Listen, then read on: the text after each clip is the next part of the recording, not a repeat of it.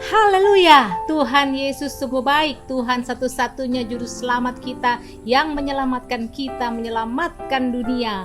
Salam sukacita bagi saudara-saudara sekalian. Senang sekali kita berjumpa kembali di New Life on Air. Kita beribadah, kita memuji Tuhan, kita akan berdoa syafaat, dan kita membuka hati saat ini untuk kebenaran firman Tuhan. Nah, saudara-saudara, temanya menarik. Firman Tuhan kali ini tentang iri hati. Apa sih iri hati? Ya, kita akan membuka firman Tuhan tentang iri hati. Iri hati adalah satu perasaan yang ada di hati. Perasaan yang seperti apa? Perasaan yang sakit tentunya. Perasaan yang sakit tapi tanpa ada yang menyakiti. Iri hati bukan saja menyakitkan, saudara-saudara. Kalau kita dihinggapi rasa iri, bukan saja kita sakit di dalam hati, tetapi kalau kita baca nanti, iri hati itu bisa membunuh, bisa membuat seseorang tidak dapat menguasai dirinya. Ayub pasal 5 ayat yang kedua, sesungguhnya orang bodoh dibunuh oleh sakit hati dan orang bebal dimatikan oleh iri hati. Iri hati menyakitkan, bahkan bisa mematikan, dan orang bebal bisa dimatikan oleh iri hati. Nah, saudara-saudara, mari kita melihat Yakobus 3 ayat 14 sampai 16. Jika kamu menaruh perasaan iri hati dan kamu mementingkan diri sendiri, janganlah kamu memegahkan diri dan janganlah berdusta melawan kebenaran. Itu bukanlah hikmat yang dari atas, tetapi dari dunia, dari nafsu manusia, dari setan-setan. Sebab di mana ada iri hati dan mementingkan diri sendiri, di situ ada kekacauan dan segala macam perbuatan jahat. Mari buka hati kita untuk menerima kebenaran firman Tuhan ini. Saudara-saudara, mungkin ada iri hati yang disadari, ada iri hati yang tidak disadari. Kalau kita bertanya pada diri sendiri, kita sulit menemukan, karena iri hati adanya jauh di dalam kedalaman hati kita dan bisa menggerakkan perbuatan atau respon kita terhadap sesuatu. Nah, kita pahami satu-satu dari ayat yang sudah kita baca tadi. Apa sih iri hati? Kalau dipikir-pikir, iri hati itu muncul dari apa, saudara-saudara? Dari keinginan, bukan?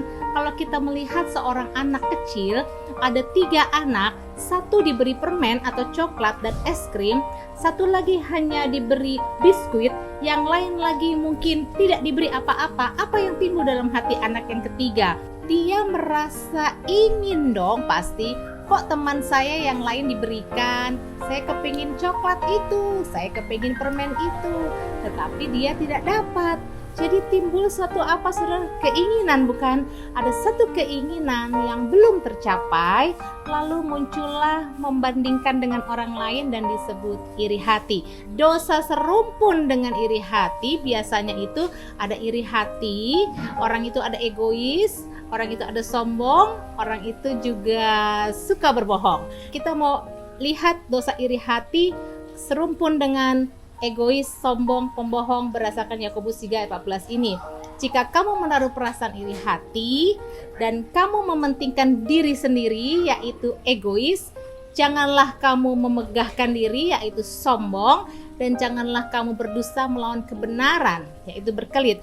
Orang yang iri awalnya, lalu bisa muncul sesuatu energi untuk mementingkan diri sendiri atau egois. Dia ingin mencapai apa yang dia inginkan, lalu dia ketika mencapai akan merasa bangga dan sombong, ya.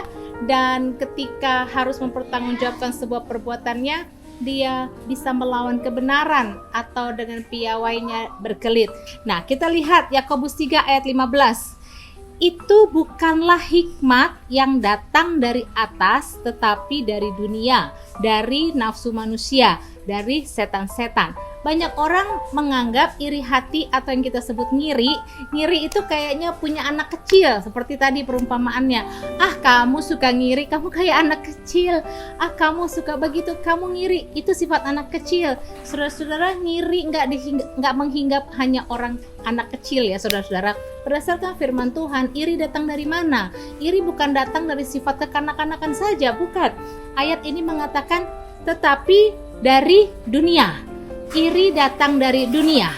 Kita hidup di dunia yang sudah tercemar dengan dosa dan di dalamnya termasuk ada iri hati. Dan iri hati berdasarkan Yakobus 3 ayat 15 itu datang dari mana? Dari nafsu manusia. Jadi tidak kekanak-kanakan saja, bukan anak kecil saja. Dari kita semua manusia punya hawa nafsu, dan itu bisa mendatangkan iri hati. Dan yang penting ini lagi, dari mana? Dari setan-setan. Ternyata ada bentuk manifestasi pekerjaan roh jahat yang juga bisa berupa membuat seseorang iri hati. Jadi kita belajar iri hati datang dari mana? Dari dunia, dari nafsu manusia, dari setan-setan. Nah, ayat yang berikutnya, yang ketiga kita baca Yakobus 3 ayat 16. Sebab di mana ada iri hati dan mementingkan diri sendiri, di situ ada apa, saudara-saudara? Ada kekacauan, ada segala perbuatan, ada segala macam perbuatan jahat. Apa akibat iri hati? Akibat iri hati banyak sekali kekacauan. Akibat iri hati ada segala macam perbuatan jahat.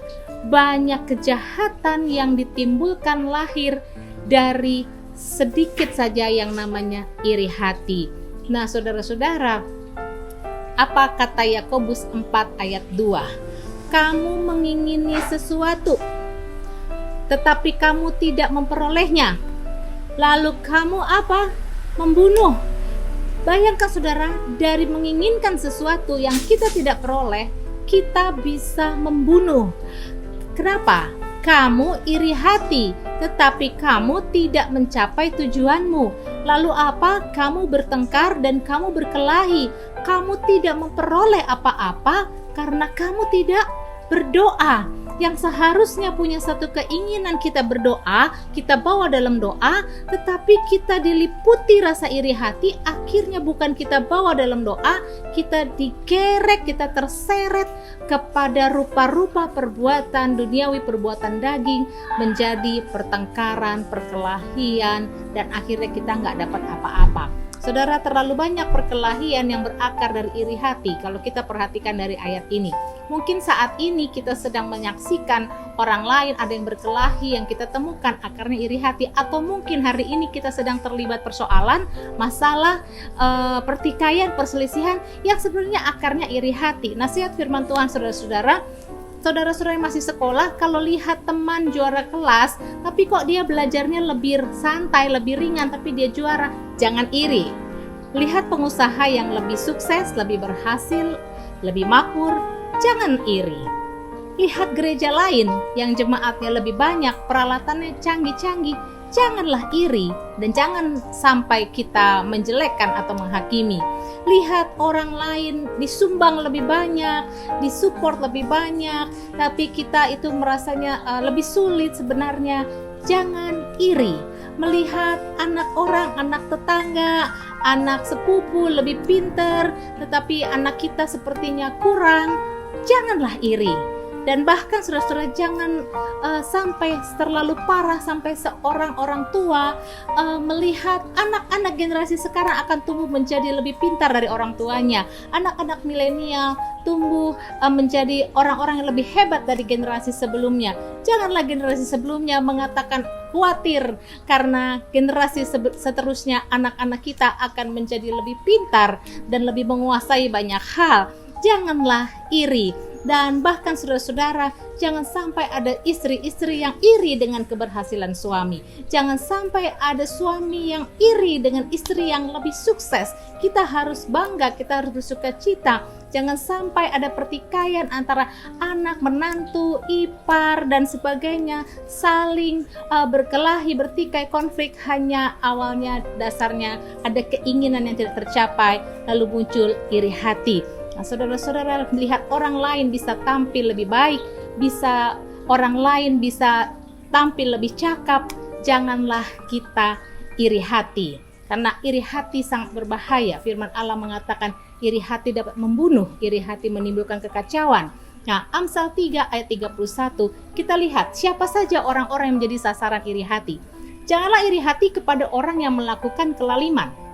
Janganlah memilih satu pun dari jalannya. Mazmur 37 ayat 1 dari Daud, jangan marah karena orang yang berbuat jahat, jangan iri hati kepada orang yang berbuat curang.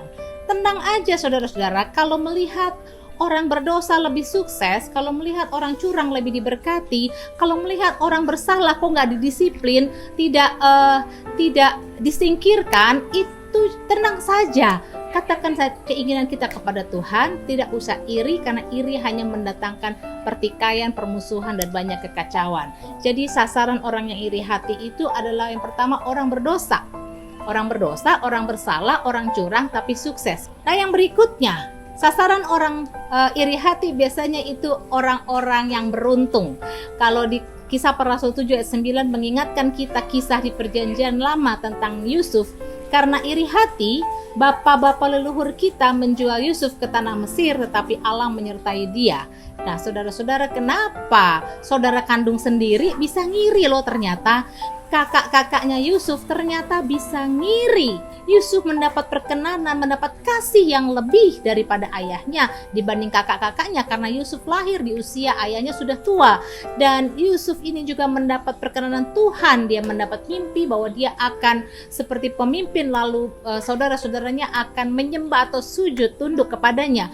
Nah, karena itu timbul rasa iri sampai adik kandung sendiri bisa dijual, saudara-saudara. Betapa kita belajar dari firman Tuhan. Ada benih iri hati bisa bukan saja menimbulkan kekacauan, tetapi pembunuhan nyata-nyata sekalipun di dalam satu keluarga. Waspada, orang beruntung, orang diberkati, orang lebih sukses menjadi sasaran orang lain iri hati. Orang berdosa tetapi orang curang yang lebih sukses juga bisa menjadi iri hati. Kalau begitu bagaimana saudara-saudara? Kita lihat Amsal 14 ayat 30. Mari kita minta hati yang tenang.